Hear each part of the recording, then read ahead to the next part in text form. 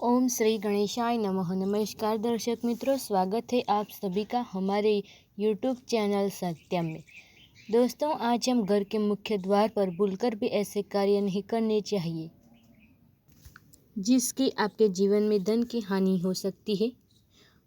आपके घर में आर्थिक स्थिति खराब हो रही है और पैसा व्यर्थ जा रहा है।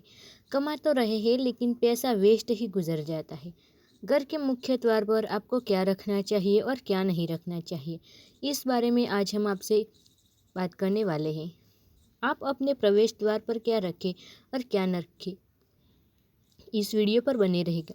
आपको बहुत से ऐसी जानकारी मिलेगी जो आपके घर में नकारात्मक ऊर्जा को दूर कर सकती है, आपके घर की नेगेटिविटी दूर कर सकती है। हमारे घर का प्रवेश द्वार, मुख्य द्वार सिर्फ भीतर आने का प्रवेश द्वार ही नहीं होता, बल्कि यह घर की सकारात्मक ऊर्जा और नकारात्मक ऊर्जा का प्रवेश द्वार भी होता है।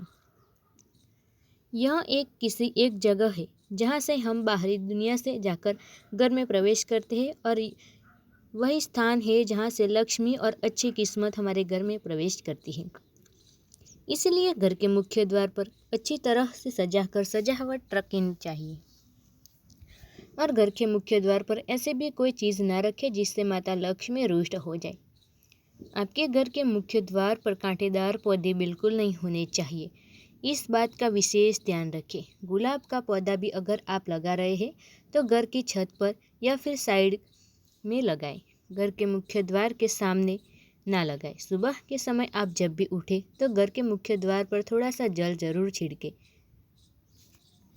कहा जाता है कि आपके घर में मुख्य द्वार पर आपके पितृ बैठे हुए होते हैं।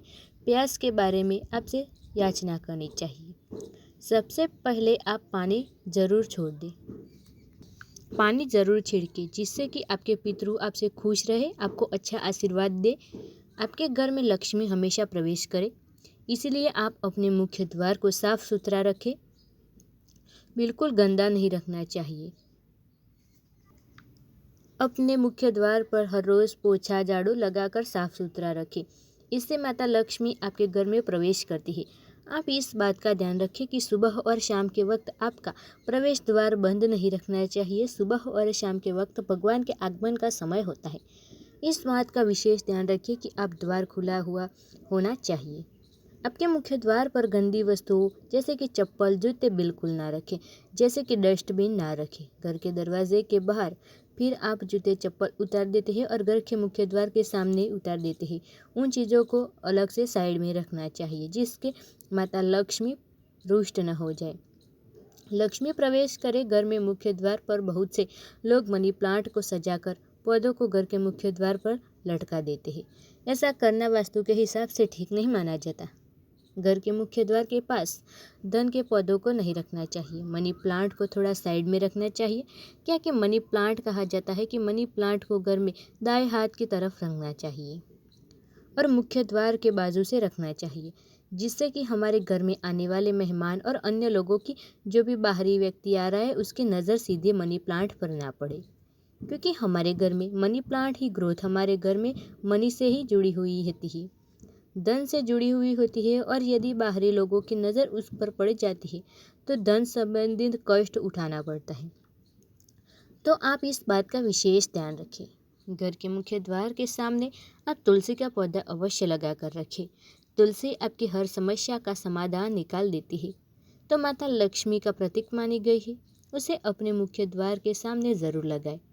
अपने मुख्य द्वार पर गणेश भगवान की प्रतिमा या फिर मूर्ति लटका देते हैं या फिर किसी माता की मूर्ति लटका देते हैं, वह भी बहुत ही गलत माना जाता है। कभी भी मुख्य द्वार पर भगवान की मूर्ति नहीं लटकानी चाहिए।